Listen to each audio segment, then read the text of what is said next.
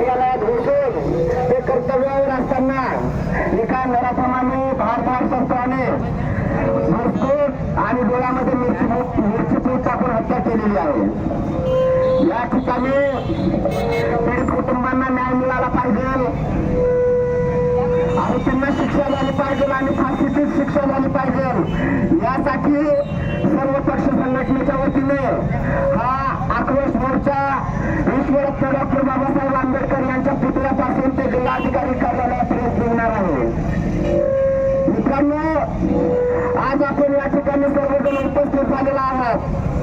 तुम्हा सर्वांना माझे हात जोडून कळकळीची विनंती आहे. आज ज्या प्रकारे या ठिकाणी या कुटुंबासोबत त्यांना न्याय मिळावा यासाठी तुम्ही सर्वजण जमलेला आहात, त्याचप्रमाणे जोपर्यंत या कुटुंबाला न्याय मिळत नाही, या कुटुंबाचं पुनर्वसन होत नाही, आरोपींना फाशीची शिक्षा होत नाही, तोपर्यंत हा लढा आपला कायम राहायला पाहिजे आणि तोपर्यंत सर्वांनी हातात हात घालून काम केलं पाहिजे मित्रांनो. नाहीतर या अगोदर देखील अनेक अत्याचाराच्या घटना या जिल्ह्यामध्ये घडलेल्या आहेत. या अगोदर 2010 पासून आजपर्यंत जवळजवळ 17 खून प्रकरण, 17 खून दलित आदिवासी गोटांची झालेली आहेत. आणि या प्रत्येक खुनाच्या वेळेस, प्रत्येक खून खटल्यामध्ये, प्रत्येक खून प्रकरणामध्ये अशाच प्रकारचे मोर्चे झाले, आंदोलन झाले. परंतु ही दलित अत्याचाराची मालिका सारखी चालूच आहे. परत एक खून, परत एक भाषण, परत एक खून, परत एक भाषण. हे थांबलं पाहिजे मित्रांनो आणि हे थांबवण्यासाठी आपल्या सगळ्यांना काम करावं लागेल. या खून खटल्यामध्ये मी या ठिकाणी आलो त्यावेळेस मला कळाले या ठिकाणी काही आपल्या आरपीआयचे देखील कार्यकर्ते उपस्थित आहेत.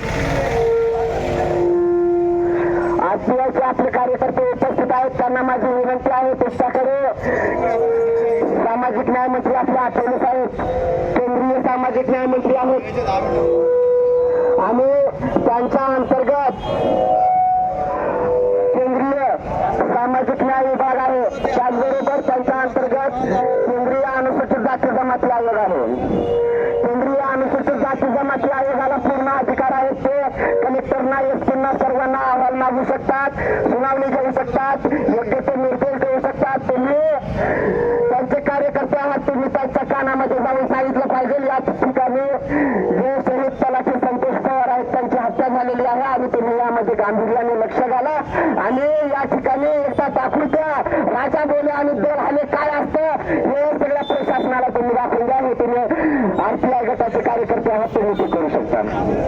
बऱ्याच गोष्टी आपल्याला या ठिकाणी बोलण्यासारख्या आहेत, परंतु अधिक न बोलता या मोर्चामध्ये जे शहीद तलाठी आहेत त्यांच्या मारेकऱ्यांना यांना फाशी झाली पाहिजे. त्यासाठी आपल्या काही महत्वाच्या मागण्या आहेत. त्यामध्ये पहिली मागणी जी आहे ती तपास 2 महिन्याचा आत पूर्ण करून दोषारोपपत्र माननीय न्यायालयात दाखल केलं पाहिजे.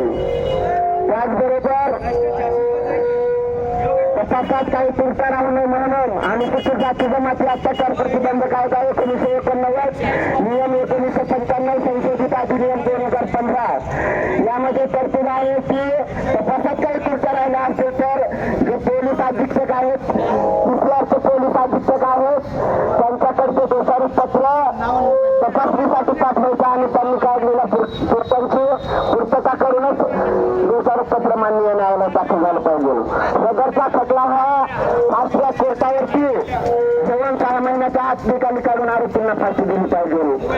जे शहीद तलाठी संतोष पवार आहेत त्यांच्या पत्नी ह्या उच्च शिक्षित आहेत, उच्च विचारशिक्षित आहेत, त्यांना तात्काळ भूकंपा तत्वावर शासकीय नोकरीत सामावून घेतलं पाहिजे.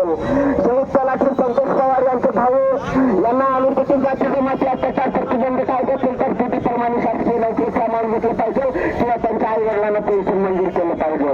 अशा अनेक महत्वाच्या मागण्या आहेत. विशेष सरकारी वकिलाची नियुक्ती झाली पाहिजे. या सर्व मागण्यांसाठी आपण या ठिकाणी सगळेजण जमलेलो आहोत.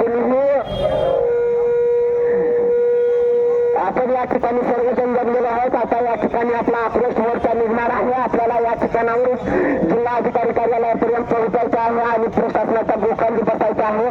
तरी सर्वांनी या मोर्चामध्ये मोठ्या ताकदीने उर्वरित कोणी राहिला असेल नागरिकांनी लवकरात लवकर सहभागी व्हावं. जय भीम, जय भारत, जय संविधान.